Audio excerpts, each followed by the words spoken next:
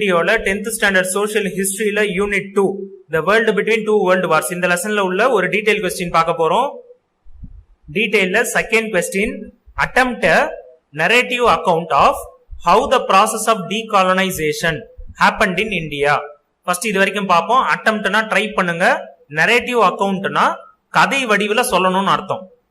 of how the process of decolonization காலனியை விட்டு யார் காலனியை ஆட்சி பண்ணிட்டு இருந்தாங்களோ அவங்க காலனியை விட்டு போறதுன்னு அர்த்தம்.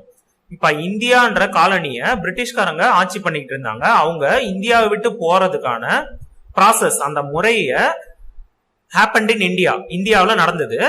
அந்த முறை இன்டர் வார் பீரியட், வார்களுக்கு இடையே, வார்னா போர்னு நம்மளுக்கு தெரியும், போர்களுக்கு இடையே இருந்த காலகட்டத்துல எப்படி அது நடந்தது, அந்த முறை அதற்காக என்னென்னலாம் நடந்ததுன்னு எழுதணும். ரொம்ப சிம்பிளா, பிரிட்டிஷ்காரங்க 1919 இருந்து 1939 வருஷம் வரைக்கும், இங்க வெறும் 39 போட்டுதான் நம்ம 19 சேர்த்துக்கணும்னு அர்த்தம். 1919 இருந்து 1939 வரைக்கும் இருக்கிற வருஷத்துக்குள்ளார பிரிட்டிஷ்காரங்க இந்தியாவை விட்டு போறதுக்காக, அதாவது இந்தியன்ஸ் கிட்டயே பவரை ஹேண்ட் ஓவர் பண்றதுக்காக, இந்தியர்களுக்கே தங்களுடைய உரிமையை கொடுக்கறதுக்காக பிரிட்டிஷ்காரங்க அந்த டைம்ல என்னென்னலாம் பண்ணாங்க, அந்த டைம்ல என்னென்னலாம் இந்தியாவில் நடந்தது அப்படின்றத கேக்குறாங்க. ஏன் இன்டர் வார் பீரியட்னு கொடுத்துருக்காங்கன்னா, 1919ல வேர்ல்டு வார் 1 முதல் உலக போர் எண்ட் ஆகுது. 1939ல வேர்ல்டு வார் 2 ஆரம்பிக்குது. அப்ப முதல் உலக போர் முடிவுக்கும் இரண்டாவது உலக போர் ஆரம்பிக்கிறதுக்கும் இடைப்பட்ட காலத்துல என்ன நடந்தது இந்தியாவில டீகாலனைசேஷனுக்காக, அந்த முறைக்காக என்ன நடந்தது அப்படின்னு கேக்குறாங்க. ப்ராசஸ்னா அந்த விஷயத்தை தான் சொல்றாங்க இங்க, டீகாலனைசேஷன் விஷயத்த. புரிஞ்சிருக்கும்னு நினைக்கிறேன். கொஸ்டினை புரிஞ்சுக்கினீங்கனாலே ஆன்சர் ஈஸியா எழுதிடலாம். இப்ப ஆன்சர் பார்ப்போம். செகண்ட் டீடைலுக்கான ஆன்சர் உங்க புக்ல பேஜ் நம்பர் 24ல டீகாலனைசேஷன் இந்தியான்ற டாபிக் ஆரம்பிக்குது. அதுல ஆரம்பிச்சு எழுதணும். இதை அப்படியே கண்டினியூ பண்ணணும். இந்த ப்ளூ கலர் பாக்ஸ் தேவையில்லை, இது வரைக்கும் எழுதணும். அதுக்கு அடுத்தது நெக்ஸ்ட் பேஜ்ல அப்படியே கண்டினியூ பண்ணுங்க. இப்ப நான் அதுல தேவையில்லாததெல்லாம் ஸ்ட்ரைக் பண்ணிருக்கேன், அதெல்லாம் எழுத வேண்டாம். இதை அப்படியே கண்டினியூ பண்ணுங்க, இதெல்லாம் தேவையில்லை. நெக்ஸ்ட் இந்த பார்ட், இந்த ரைட் சைட்ல இருக்கிறதும் கண்டினியூ பண்ணணும். இது வரைக்கும் ஆன்சர் பார்த்தா தான் பெருசு மாதிரி தெரியும். நீங்க படிக்கும் போது ரொம்ப சின்னதா தான் இருக்கும். இங்க நிறைய இருக்கிறதுனால அதுல நான் நிறைய கேன்சல் பண்ணிட்டேன். புரிஞ்சு படிச்சீங்கன்னா ரொம்ப ஈஸியா தான் இருக்கும். கொஞ்சம் பாயிண்ட்ஸ் தான். இந்த கொஸ்டின் கொஞ்சம் இம்பார்ட்டன்டான கொஸ்டின், அதனால நல்லா புரிஞ்சு படிங்க, ஈஸியா போய் எக்ஸாம்ல எழுதிடலாம். இப்ப இன்டர் வார் பீரியட், ரெண்டு வார்களுக்கு, ரெண்டு போர் நடக்கிறதுக்கு இடைப்பட்ட காலத்துல என்ன இந்தியாவில் நடந்தது, பிரிட்டிஷ்காரங்க இந்தியா விட்டு போறதுக்கு சம்பந்தமா என்னென்னலாம் நடந்ததுன்னு கேக்குறாங்க. அதுல ஃபர்ஸ்ட் டயார்கி இன் ப்ராவின்சஸ்னா மாகாணம்னு அர்த்தம். அந்த காலத்துல ரொம்ப சிம்பிளா இந்தியாவை மாகாணங்களா பிரிச்சு வச்சிருந்தாங்க. இப்ப இந்தியாவை ஸ்டேட்ஸா பிரிச்சு வச்சிருக்கோமா, அதே போல அந்த நாள்ல ப்ராவின்சஸா பிரிச்சு வச்சிருப்பாங்க.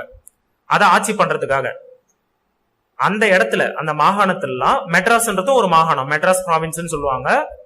அந்த இடத்துல டயார்கினா இரட்டை ஆட்சி முறைன்னு சொல்லுவாங்க தமிழ்ல. ரொம்ப சிம்பிளா புரிஞ்சுக்கணும்னா, இதுக்கு முன்னாடி பிரிட்டிஷ்காரங்க மட்டும் தான் இந்தியாவை ஆட்சி பண்ணிக்கிட்டு இருந்தாங்க.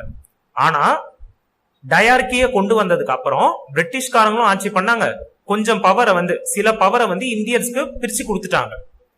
அப்படின்னா என்ன அர்த்தம், இந்தியன்ஸ்க்கு கொஞ்சம் கொஞ்சமா பவர் கொடுக்க ஆரம்பிக்கிறாங்க. அவங்களுக்கும் இந்தியன்ஸ்க்கும் பிரிட்டிஷ்காரங்க தங்களுடைய பவரை பிரிச்சு கொடுத்துடுறாங்க. போக போக ஃபுல் பவரையும் கொடுத்துட்டு இந்திய நாட்டை விட்டு வெளியே போயிடுவாங்க அப்படின்றது தான் மீனிங். புரிஞ்சிருக்கும்னு நினைக்கிறேன். இப்ப ஆன்சரை பார்க்கலாம். The decolonization process started in India from the beginning of the 20th century with the launch of the Swadeshi movement in 1905. நம்ம ஏற்கனவே பார்த்திருக்கோம், ஸ்வதேசி மூவ்மெண்ட் 1905ல பார்ட்டிஷன் ஆஃப் பெங்காலுக்காக ஆரம்பிச்சது. அந்த ஸ்வதேசி மூவ்மெண்ட் லான்ச்னா அது ஆரம்பிச்சது அந்த டைம்லே. அது எப்ப ஆரம்பிச்சாங்க, 1905.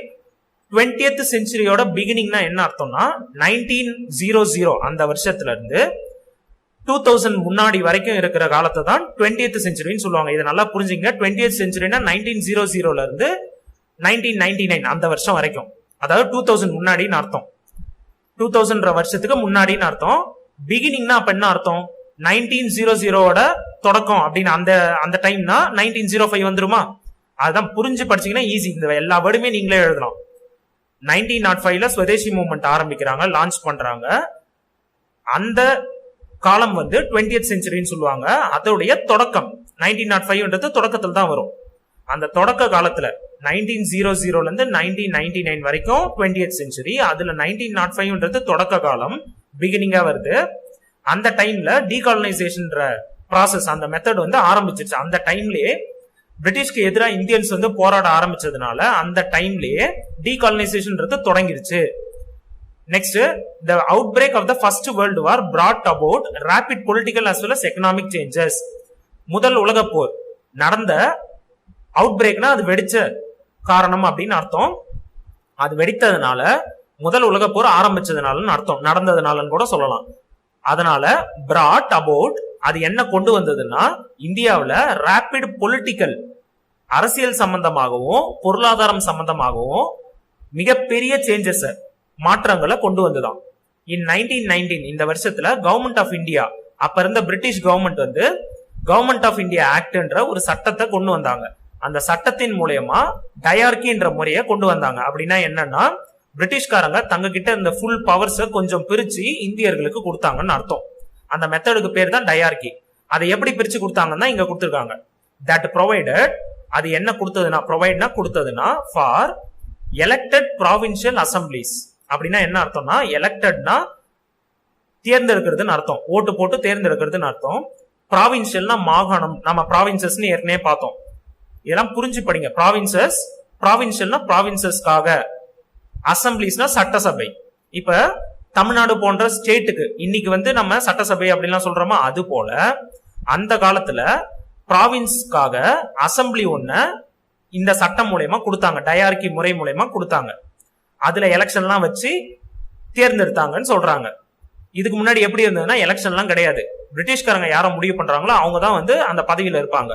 ஆனா இப்ப வந்து எலெக்ஷன் வச்சா மக்கள் தேர்ந்தெடுத்து இந்தியாவில இருந்து யாரையாவது செலக்ட் பண்ணுவாங்க. அதுதான் இங்க சொல்றாங்க. as well as இது மட்டும் இல்லாம இது கூட for Indian ministers to hold certain portfolios under transferred subjects. சப்ஜெக்ட்ஸ்னா விஷயம்னு சொல்லலாம், ரொம்ப சிம்பிளா விஷயம்னு சொல்லலாம். சில விஷயங்களை ஃபார் எக்ஸாம்பிள் மக்களுடைய சுகாதாரம், அவங்களுடைய நலன், மக்கள் நலன், அந்த விஷயத்தெல்லாம் இந்தியர்களே பண்ணட்டும், நம்ம பிரிட்டிஷ் பண்றத விட இந்தியர்களே பண்ணட்டும்னு பிரிட்டிஷ்காரங்க வந்து இந்தியாவுக்கு டிரான்ஸ்பர் பண்ணிட்டாங்க. இந்தியர்களுக்கு, இந்திய தலைவர்களுக்கு அந்த பவர் எல்லாம் டிரான்ஸ்பர் பண்ணி கொடுத்துட்டாங்க. போர்ட்போலியோஸ்னா இலாக்கள்னு சொல்லுவாங்க, துறைகள், டிபார்ட்மெண்ட்னு சொல்லலாம். சப்ஜெக்ட்னா விஷயம்னு அர்த்தம். இந்தியன் மினிஸ்டர்ஸ் டு ஹோல்டுனா என்ன அர்த்தம்? இந்திய அமைச்சர்கள், அதாவது இந்தியர்களை சேர்ந்த, இந்தியாவை சேர்ந்த அமைச்சர்கள் அந்த பதவியெல்லாம் வகிக்கலாம், அந்த பதவியெல்லாம் அவங்களுக்கு கொடுக்கலாம் அப்படின்னு தான் மீனிங். ரொம்ப சிம்பிளா பதவியெல்லாம் இந்தியர்களுக்கும் கொடுக்க ஆரம்பிச்சிட்டாங்க. அதுதான் டயார்கி. டயார்கினா டைனா டூன்னு அர்த்தம். பிரிட்டிஷ்காரங்களும் ரூல் பண்ணுவாங்க, இந்தியர்களும் ரூல் பண்ணலாம். இந்தியாவுக்கு பவரை வந்து இந்தியர்களுக்கு கொடுக்கணும் அப்படின்னு தான் இதுக்கான சிம்பிளா சொல்லணும்னா, டயார்கின்றத பத்தி சொல்லணும்னா. இப்ப இது எதுக்காக பண்ணாங்க? திஸ் மெஷர், இந்த நடவடிக்கை எதுக்காக பண்ணாங்கன்னா, பிரிட்டிஷ் கவர்மெண்டோட நடவடிக்கை எதுக்காகனா was to buy the political peace needed to expand the tax base. அவங்க எல்லாமே ஒரு காரணத்தோட தான் பண்ணாங்க. டாக்ஸ் பேஸ், வரிய அதிகமாக்குறதுக்காக, எக்ஸ்பேண்ட்னா விரிவாக்குறதுக்காக, நிறைய வரி போடுறதுக்கும் நிறைய மக்களுக்கு வரியை செலுத்த வைக்கிறதுக்கும், பொலிட்டிக்கல் பீஸ்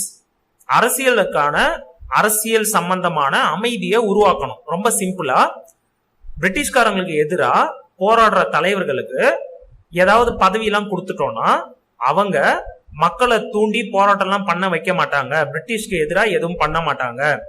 அந்த காரணத்தினால நம்ம வரி வசூல் இன்னும் அதிகமா பண்ணலாம், மக்களை அமைதிப்படுத்தி, இந்திய தலைவர்களை அமைதிப்படுத்தி வரியை அதிகமா வசூல் செய்யணும் அப்படின்றது அவங்களோட ஐடியா. இந்த நடவடிக்கைக்கான காரணம் புரிஞ்சிருக்கும்னு நினைக்கிறேன். The Indian National Congress rejected dyarchy. Indian National காங்கிரஸ்ன்றது ஒரு கட்சியோட பேர், நம்மளுக்கு எல்லாம் தெரியும், காங்கிரஸ் கட்சி. அந்த கட்சி வந்து டயார்கின்ற முறைய ரிஜெக்ட் பண்ணாங்க, ஒத்துக்கல, மறுத்தாங்க. And decided to boycott the legislature. லெஜிஸ்லேச்சர்னா சட்டசபைன்னு சொல்லுவோம்ல, அதை புறக்கணிச்சிட்டாங்க. பாய்காட்னா புறக்கணிச்சிட்டாங்க, வெளிநடப்பு பண்ணிட்டாங்கன்னு சொல்லலாம். அவங்க முடிவு பண்ணி புறக்கணிச்சிட்டாங்க. புரிஞ்சிருக்கும்னு நினைக்கிறேன். காங்கிரஸ்ன்றது ஒரு கட்சி, அது மாதிரி பல கட்சிகள் அந்த டைம்ல இருந்தது. அதுல சில கட்சிகள் வந்து சட்டசபைக்கு உள்ளார போனாங்க, காங்கிரஸ் போல கட்சி எல்லாம் வந்து சட்டசபையை புறக்கணிச்சிட்டாங்க. இப்ப நெக்ஸ்ட், அந்த டைம்ல lack of measures to industrialise India. இந்தியாவை வந்து நிறைய ஃபேக்டரி எல்லாம் உருவாக்குறதுக்கு நடவடிக்கை வந்து குறைவா இருந்தது. நான் ஒரு வார்த்தையா சொல்றேன், இந்தியாவை இண்டஸ்ட்ரியலைஸ்னா இண்டஸ்ட்ரீஸ்லாம் உருவாக்குறதுக்கான மெஷர்ஸ்னா நடவடிக்கை வந்து லேக்னா குறைவா இருந்தது. அததான் இந்த பேராகிராஃப்ல கொடுத்திருக்காங்க. Despite the discriminating protection given to certain select industries such as இந்த இண்டஸ்ட்ரி, சுகருக்கு, சிமெண்ட்டுக்கு, கெமிக்கல்ஸ், இது சம்பந்தமான சில இண்டஸ்ட்ரிக்கு மட்டும், செலக்ட் இண்டஸ்ட்ரினா குறிப்பிட்ட இண்டஸ்ட்ரீஸ் தொழிற்சாலைகளுக்கு, சர்டைன்னா சில குறிப்பிட்ட தொழிற்சாலைகளுக்கு மட்டும்தான் பிரிட்டிஷ் கவர்மெண்ட் வந்து ப்ரொடெக்ஷன் கொடுத்தாங்க, பாகுபடுத்தி அவங்களுக்கு மட்டும்தான் ப்ரொடெக்ஷன் கொடுத்தாங்க அப்படின்னு தான் இங்க மீனிங். அவங்களுக்கு கொடுத்திருந்தாலும் யாருக்கு, இந்த தொழிற்சாலைகளுக்கெல்லாம் பிரிட்டிஷ்காரங்க ப்ரொடெக்ஷன் கொடுத்தாலும், அந்த தொழிற்சாலைகளை அதிகப்படுத்தி வளர வச்சாலும், டிஸ்பைட்னா செஞ்சாலும், இருந்த போதிலும் there was no change in the colonial economic policy. கொலோனியல்னா பிரிட்டிஷ்காரங்கன்னு அர்த்தம். பிரிட்டிஷ்காரங்களுடைய பொருளாதார கொள்கையில எந்த மாற்றமும் இல்லை. அப்படின்னா சிம்பிளா என்னன்னா, அவங்களுடைய பொருளாதார கொள்கை வந்து என்ன, இந்தியாவை சுரண்டி இந்தியா கிட்ட இருந்து வளத்தெல்லாம் எடுத்துன்னு போயிடணும், இந்தியா கிட்ட இருந்த காசெல்லாம் எடுத்துன்னு போயிடணும். அதுக்காக மட்டும்தான் அவங்க சில இண்டஸ்ட்ரியை கூட உருவாக்குனாங்க, அதிகப்படுத்தினாங்கன்றதான் இங்க மீனிங். இப்ப சுகர், சிமெண்ட், கெமிக்கல் இந்த இண்டஸ்ட்ரி மூலயமாலாம் வர லாபத்தை வந்து அவங்க எடுத்துன்னு போயிடணும், தன் நாட்டுக்கு எடுத்துன்னு போயிடணும்ன்றது அவங்களோட குறிக்கோள். Incentives were provided for the British iron and steel industry. பிரிட்டிஷ்காரங்களுடைய இரும்பு மற்றும் எஃகு தொழிற்சாலை, ஸ்டீல்னா தமிழ்ல எஃகுன்னு சொல்லுவாங்க, நீங்க சிம்பிளா புரிஞ்சுக்கணும்னா அயன்ல இருந்து உருவான ஒரு பொருள் ஸ்டீல். அந்த ஸ்டீல் தொழிற்சாலை, அயன் மற்றும் ஸ்டீல் தொழிற்சாலை பிரிட்டிஷ்காரங்க வச்சிருக்கிறதுக்கு சலுகைகள் நிறைய கொடுத்தாங்களா. இன்சென்டிவ்ஸ்னா சலுகைகள், ப்ரொவைடட்னா கொடுத்தாங்க. பிரிட்டிஷ் கவர்மெண்ட் வந்து பிரிட்டிஷ்காரங்க நடத்துற தொழிற்சாலை, இரும்பு மற்றும் எஃகு தொழிற்சாலைக்கு சலுகைகள் கொடுத்தாங்க, இன்சென்டிவ்ஸ் கொடுத்தாங்க. எப்படி கொடுத்தாங்கன்னா, பை கேரண்டிங் பர்ச்சேசிங் கான்ட்ராக்ட்ஸ். கேரண்டிங்னா இப்ப ஏதாவது ஒரு பொருள் போய் கடையில வாங்கினா கேரண்டி கொடுப்பாங்களா, உத்தரவாதம் கொடுக்கறது. அந்த உத்தரவாதம் கொடுக்கறாங்க அந்த பிரிட்டிஷ்காரங்களுக்கு. யார் யாரெல்லாம் அந்த தொழிற்சாலை ஆரம்பிக்கிறாங்களோ பெரிய முதலாளிகளுக்கு அவங்க உத்தரவாதம் கொடுக்கறாங்க. என்னன்ட்டு பர்ச்சேசிங் கான்ட்ராக்ட்ஸ், கான்ட்ராக்ட் சம்பந்தமான ஒரு உத்தரவாதம் கொடுக்கறாங்க. ரொம்ப சிம்பிளா புரிஞ்சுக்கணும்னா, கான்ட்ராக்ட் இப்ப வந்து கவர்மெண்ட்னு இருக்கும், இண்டஸ்ட்ரி தொழிற்சாலைன்னு இருக்கும், அவங்க சம்பந்தமான கான்ட்ராக்ட்ஸ் எல்லாம் இருக்கும். அதுல உத்தரவாதம் கொடுக்கறாங்க, உங்களுக்கு சப்போர்ட்டா தான் நாங்க பண்ணுவோம் அப்படின்ற மாதிரி. கவர்மெண்ட் வந்து தொழிற்சாலைகளுக்கு சப்போர்ட்டா, பிரிட்டிஷ்காரங்களுக்கு சப்போர்ட்டா தான் பண்ணுவோம் அப்படின்ற மாதிரி ஒரு உத்தரவாதம் கொடுக்கறாங்க. பட் இந்த கேஸ் ஆஃப் இண்டிஜினஸ் இண்டஸ்ட்ரீஸ் அப்படின்னா என்ன மீனிங்னா, ஆனா இண்டிஜினஸ்னா இந்தியா சம்பந்தமான தொழிற்சாலைகள், இந்தியர்கள் வச்சிருக்கிற தொழிற்சாலைகளுக்கு support was only in the form of providing technical advice and education. Support கொடுத்தாங்க, சலுகைகள்லாம் கொடுக்கல, சப்போர்ட் மட்டும் கொடுத்தாங்க. எது மாதிரினா, ஒரு அட்வைஸ் கொடுக்கற மாதிரி, டெக்னிக்கல்லாம் அந்த தொழிற்சாலை சம்பந்தமான அட்வைஸ் கொடுக்கற மாதிரியும், கல்வி கொடுக்கற மாதிரியும், அந்த மாதிரி விஷயத்த மட்டும் தான் பண்ணாங்க. காசு விஷயம், சலுகைகள் அது மாதிரி எல்லாம் எதுவுமே கொடுக்கல, உத்தரவாதம்லாம் எதுவும் கொடுக்கலன்றதான் இங்க meaning. And the establishment of pioneer factories in new industries. எஸ்டாப்ளிஷ்மெண்ட்னா உருவாக்குறதுன்னு அர்த்தம், தொடங்குறதுன்னு அர்த்தம். பயனியர் ஃபேக்டரிஸ் முன்னோடியான ஃபேக்டரிஸ் தொழிற்சாலைகளை, நியூ இண்டஸ்ட்ரீஸ் புது புது தொழிலை வளர்க்கறதுக்காக இந்தியன்ஸ்க்கு சப்போர்ட் மட்டும் தான் கொடுத்தாங்க, இந்தியர்களுக்கு சலுகை கொடுக்கல. ரொம்ப சிம்பிளா சொல்லணும்னா, காசு இப்ப 100 கோடி வந்து கவர்மெண்ட் கட்டணும்னா, தொழிற்சாலை வந்து கட்டணும்னு வச்சுப்போம் ஃபார் எக்ஸாம்பிள். பிரிட்டிஷ்காரங்க வந்து 50 கோடி கட்டினா போதும், இந்தியர்கள்னா 100 கோடியும் கட்டணும். ஆனா இந்தியர்களுக்கு என்ன பண்ணுவாங்கன்னா, நாங்க வந்து உங்களுக்கு இந்த ஃபேக்டரி வந்து எப்படி ஆரம்பிக்கணும் அதை பத்தின விஷயம்லாம் நாங்க சொல்லித்தரோம் அப்படின்னு பிரிட்டிஷ் கவர்மெண்ட் சொல்லுவாங்க. புரிஞ்சிருக்கும்னு நினைக்கிறேன். முன்னோடியான ஃபேக்டரிஸ் அர்த்தம். பயனியர்னா, இதுதான் கஷ்டமான வார்த்தை. பயனியர்னா இப்ப ஏதோ ஒரு துறையில அதுதான் முன்னோடியான விஷயம்னு அப்படின்னு அர்த்தம். முக்கியமான விஷயம் கூட சொல்லலாம், ஃபர்ஸ்ட் ஆரம்பிச்ச விஷயம்னு சொல்லலாம். However even this policy was soon abandoned. இத கூட அட்வைஸ் பண்றத கூட, திஸ் பாலிசி இந்த கொள்கையை கூட கூடிய சீக்கிரத்துல அபேண்டன் கைவிட்டுட்டாங்க. As many British enterprises were opposed to this. என்டர்பிரைசஸ்னா கம்பெனின்னு அர்த்தம். பிரிட்டிஷ் கம்பெனி இல்ல பிரிட்டிஷ் இண்டஸ்ட்ரி ஃபேக்டரினா இந்தியர்களுக்கு ஹெல்ப் பண்றத, பிரிட்டிஷ் கவர்மெண்ட் வந்து இந்தியர்களுக்கு ஹெல்ப் பண்றத அந்த பிரிட்டிஷ் ஃபேக்டரி நடத்துறவங்களுக்கு எல்லாம் பிடிக்கல. ரொம்ப சிம்பிளா பாத்தீங்கன்னா, பிரிட்டிஷ்காரங்க ஃபேக்டரி வச்சிருக்காங்க, இந்தியர்கள் ஃபேக்டரி வச்சிருக்காங்க. பிரிட்டிஷ் கவர்மெண்ட் வந்து பிரிட்டிஷ்காரங்க நடத்துற ஃபேக்டரிக்கு ரொம்ப சப்போர்ட் அதிகமா கொடுத்தாங்க, இந்தியர்களுக்கு கொஞ்சோண்டு சப்போர்ட் கொடுக்கறாங்க. அந்த கொஞ்சம் சப்போர்ட் கூட கொடுக்கறத பிரிட்டிஷ்காரங்களுக்கு பிடிக்கல. பிரிட்டிஷ் ஃபேக்டரி எல்லாம் நடத்துறாங்கல்ல, அவங்களுக்கு பிடிக்கல. அவங்க வந்து இதை எதிர்க்கிறாங்க, அப்போஸ் பண்றாங்க அப்படின்னு கொடுத்திருக்காங்க. Next India in the days of great depression. Great டிப்ரெஷன்றது பொருளாதாரத்துல பெரிய வீழ்ச்சி நடந்தது எங்கன்னா அமெரிக்கா போன்ற நாடுகள்ல. அந்த டைம்ல இந்தியாவிலையும் அதோடைய பாதிப்பு ஏற்பட்டுச்சு. அதை தான் இங்க கொடுத்துருக்காங்க. இந்த கொஸ்டினுக்கு நம்ம ஏற்கனவே 2 மார்க்ல இந்த கொஸ்டினை பார்த்துட்டோம். இந்த பேராகிராஃப் இதுல இருந்து இது வரைக்கும் பார்த்துட்டோம். இதுல சில பாயிண்ட் மட்டும் தான் நான் கொடுத்துருக்கேன். அதை மட்டும் படிச்சாலே போதும். நான் சிம்பிளா இப்ப சொல்லிடுறேன். யாராவது இதை டீட்டெயிலா நல்லா தெரிஞ்சுக்கணும் அப்படின்னு நினைக்கிறவங்க வந்து இந்த லெசனுக்கான பிளேலிஸ்ட் ஒன்னு இருக்கும். அதை நான் உங்களுக்கு லிங்க்லயும் கொடுக்குறேன். அந்த பிளேலிஸ்ட், இந்த லெசனுக்கான பிளேலிஸ்ட்டை போய் கிளிக் பண்ணீங்கன்னா அதுக்கான எல்லா வீடியோவும் வரும். அதுல இந்த 2 மார்க்கும் இருக்கும். அதை பார்த்துக்குங்க. தெரியாதவங்க என்ன கேளுங்க, நான் அந்த லிங்க் உங்களுக்கு கொடுக்குறேன். இப்ப இதுல ஷார்ட்டா நான் சொல்லிடுறேன் ஃபர்ஸ்ட் என்னன்ட்டு. கிரேட் டிப்ரெஷன் ஆஃப் 1929 இந்த வருஷத்துல நடந்த பொருளாதார வீழ்ச்சியினால பிரிட்டிஷ்காரங்களுடைய வர்த்தகத்துல பெரிய பாதிப்பை ஏற்படுத்துச்சு. ஃபாரின் இன்வெஸ்ட்மெண்ட் டிக்ளைன்ட், அவங்களுக்கு வெளிநாட்டுல இருந்து வர முதலீடுகள்லாம் குறைஞ்சிருச்சு. எதுலன்னா ஹெவி இண்டஸ்ட்ரி, மிஷின்ஸ்லாம் செய்யறது சம்பந்தமான துறைகள்ல, ஃபார் எக்ஸாம்பிள் ரயில்வே, ட்ரெயின்லாம் செய்யறது சம்பந்தமான துறையில ரொம்ப வீழ்ச்சி வந்துருச்சு பிரிட்டிஷ்காரங்களுக்கு. பிரிட்டிஷ்காரங்க அந்த டைம்ல அவங்களுக்கு எந்த பிரச்சனை வந்தாலும் அவங்களுடைய கஷ்டத்தெல்லாம் இந்தியா போன்ற நாடுகளுக்கு தள்ளி விட்டுருவாங்க. பிரிட்டன், அதாவது இங்கிலாந்து, transmitted the effect of depression, அதனுடைய பாதிப்பெல்லாம் டு இட்ஸ் காலனிஸ், தன்னுடைய ஆக்கிரமிப்பு இடங்களுக்கு தள்ளிட்டாங்க அந்த பிரச்சனையெல்லாம். For example India, south Africa, Sri Lanka, அது மாதிரியான நாடுகளுக்கு அதன் மூலமா ஏற்பட்ட இழப்புகள்லாம் தள்ளிட்டாங்க. அப்ப இந்தியா தான் அந்த இழப்புகள்லாம் ஃபேஸ் பண்ணுச்சுன்னு சொல்றாங்க. அதுக்கப்புறம் இந்த பாயிண்ட்லாம் தேவையில்ல. நெக்ஸ்ட் அடுத்த சைட்ல ரைட் சைட்ல இருக்கிற பாயிண்ட்ஸ். இப்ப இது பாத்தீங்கன்னா இந்த டீடைல் ரொம்ப ஈஸி. நீங்க 2 மார்க்லாம் கரெக்டா படிச்சீங்கனாலே இதை ஈஸியா எழுதிடலாம். Impact of depression on Indian agriculture, இது ரொம்ப 2 மார்க்ல இம்பார்ட்டன்டான கொஸ்டின். இது நான் உங்களுக்கு டீடைலா எக்ஸ்பிளைன் பண்ணி 6th 2 மார்க்ல போட்டிருக்கேன்.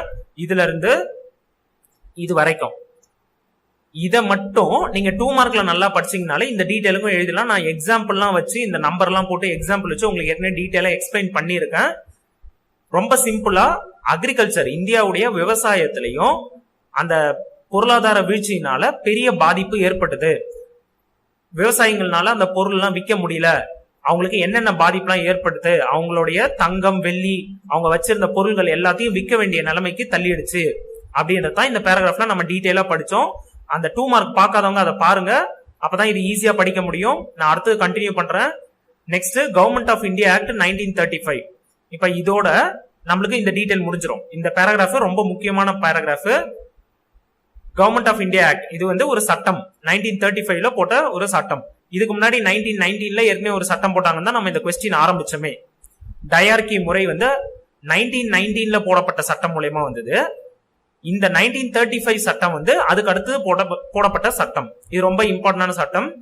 இப்ப இதுல என்னன்னா சொன்னாங்கன்னா, the British had to appease the Indian nationalists and the outcome was the passage of the Government of India Act 1935. முதல் இந்த சட்டம் வந்து ஏன் போட்டாங்க அப்படின்னு சொல்லியிருக்காங்க. பிரிட்டிஷ்காரங்க வந்து இந்திய தலைவர்கள், இந்திய நாட்டுக்காக, இந்திய சுதந்திரத்துக்காக போராடுறவங்க கிட்ட அவங்கள வந்து சமாளிக்கணும், அப்பீஸ் பண்ணணும்னா அவங்கள சமாதானப்படுத்தணும், அவங்க வந்து ரொம்ப கவர்மெண்ட்டுக்கு எதிராக போராடாம இருக்கிறது மாதிரி பண்ணணும். அதுக்காக தான் இந்த சட்டமே போடுறாங்க. அதோடைய விளைவு, அவுட்கம் தான் பேசேஜ். பேசேஜ்னா இந்த சட்டத்தை இயற்றுறதுன்னு அர்த்தம். அந்த சட்டத்துடைய பேர் வந்து கவர்மெண்ட் ஆஃப் இந்தியா ஆக்ட் 1935. இப்ப இந்த சட்டத்துல என்னென்னலாம் கொடுத்துருக்காங்கன்னா, திஸ் ப்ரொவைடட், அது என்ன கொடுக்குதுன்னா, for greater power to the local governments. Local கவர்மெண்ட்ஸ்னா இப்ப வந்து பஞ்சாயத்து, முனிசிபாலிட்டி அப்படின்லாம் சொல்லுவோம்ல, அதை தான் லோக்கல் கவர்மெண்ட்னு சொல்லுவாங்க. சிறிய அளவுல இருக்கிற கவர்மெண்ட்னு அர்த்தம். லோக்கல் இடத்துல, இப்ப ஒரு வில்லேஜ்ல, ஒரு சின்ன சிட்டில அங்க இருக்கிற கவர்மெண்ட்டுக்கு பேர் லோக்கல் கவர்மெண்ட்னு சொல்லுவாங்க. அவங்களுக்கு பவர் அதிகமா கொடுக்குறாங்களாம். பிரிட்டிஷ்காரங்க வந்து இந்தியர்களுக்கு நிறைய பவர் கொடுக்க ஆரம்பிச்சிட்டாங்க அப்படின்னு தான் மீனிங். 1919 வருஷத்திலேயே அந்த சட்டத்திலேயே கொடுக்க ஆரம்பிச்சிட்டாங்க. இதுல இன்னும் அதிகமா கொடுக்க ஆரம்பிச்சிட்டாங்க. And the introduction of direct elections, நேரடியா மக்களே ஓட்டு போட்டு தேர்ந்தெடுக்கலாம் அப்படின்ற புது எலெக்ஷன் முறையை வந்து இன்ட்ரடியூஸ் பண்றாங்க, கொண்டு வராங்க. அதன்படி 1937ல எலெக்ஷன் நடத்துறாங்க. அதுல காங்கிரஸ் வந்து ரிசவுண்டிங் விக்டரி, விக்டரினா ஜெயிக்கிறது, ரிசவுண்டிங்னா ரொம்ப பெரிய அளவுல ஜெயிக்கிறாங்க. In most of the provinces, நிறைய மாகாணங்கள்ல பெரிய அளவுல ஜெயிக்கிறாங்க. ஹவெவர், ஆனா the decision of Britain to involve India in the Second World War, ஆனா இவ்வளவு பண்ணியும் பிரிட்டிஷ்காரங்க என்ன பண்ணிட்டாங்கன்னா, 2ஆம் உலக போர்ல இந்திய தலைவர்களை கேட்காமையே இந்தியாவை அந்த போர்ல வந்து ஈடுபடுத்திட்டாங்க. இந்தியான்ற ஒரு கண்ட்ரி வந்து பிரிட்டிஷ் கீழே தான் இருக்கு 1935 அந்த டைம்லலாம். செகண்ட் வேர்ல்டு வார் வந்து 1939ல ஆரம்பிக்குது. அந்த டைம்ல பிரிட்டிஷ்காரங்க வந்து இந்தியர்களை கேட்காமயே இந்தியா வந்து 2ஆம் உலக போருக்கு பிரிட்டிஷ்க்கு சப்போர்ட்டா வந்து சண்டை போடுவாங்க அப்படின்னு அவங்களே முடிவு வந்து அறிவிச்சிட்டாங்க. இந்த முடிவுக்கு டிசிஷன்னா முடிவு, இந்த முடிவுனால without consulting the popular Congress ministries, Congress சேர்ந்த மினிஸ்டர்ஸ் அமைச்சர்கள், ரொம்ப பாப்புலரான ஃபேமஸான அமைச்சர்களை கூட கன்சல்ட் பண்ணாம அவங்க கூட கலந்து ஆலோசிக்காம பிரிட்டிஷ்காரங்களே தானாவே முடிவெடுத்ததுனால இந்தியர்களுக்கு அவங்களுக்கு மேல ரொம்ப கோபம் வந்துருச்சு. அதுவும் குறிப்பா காங்கிரஸ் கட்சியில இருந்து நிறைய பேர் ஜெயிச்சாங்களா இந்த எலெக்ஷன்ல, 1937 எலெக்ஷன்ல. அவங்களாம் என்ன பண்ணிட்டாங்கன்னா தன்னுடைய பதவியை ராஜினாமா பண்ணிட்டாங்க.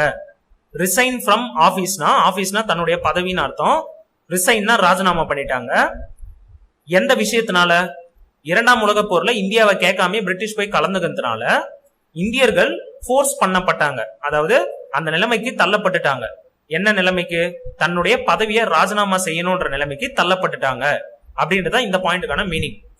இப்ப இந்த டைம்ல எல்லாம் என்ன நடந்தது? ரொம்ப சிம்பிளா 2 உலக போருக்கு நடுவுல பிரிட்டிஷ்காரங்க வந்து இந்தியர்களை அமைதிப்படுத்தணும், பிரிட்டிஷ்க்கு எதிராக போராடக்கூடாதுன்ற காரணத்துக்காக நிறைய சலுகைகள்லாம் கொடுத்தாங்க. அதை தான் இந்த கொஸ்டின்ல நம்ம ஆன்சரா படிச்சிருக்கோம். இதுல இன்னும் ஒரே ஒரு முக்கியமான வார்த்தை லேட்டர். இந்த லேட்டர்னா என்ன அர்த்தம்னா இங்க பிரிட்டிஷ்காரங்களை பத்தி சொல்றாங்க, காங்கிரஸ் கட்சியை பத்தி சொல்றாங்க. 2 விஷயம் கொடுத்திருக்காங்க. இதுல முதல் விஷயம் வந்து பிரிட்டன், காங்கிரஸ்ன்றது 2வது விஷயம், 2வது சொல்லப்பட்டது. லேட்டர்னா 2வது சொல்லப்பட்டதுன்னு அர்த்தம். அப்ப 2வது யார சொன்னாங்க? காங்கிரஸ் மினிஸ்ட்ரிஸ் சொன்னாங்களா, அவங்க தான் பதவியில இருந்து ராஜினாமா பண்ணாங்கன்றது தான் மீனிங்.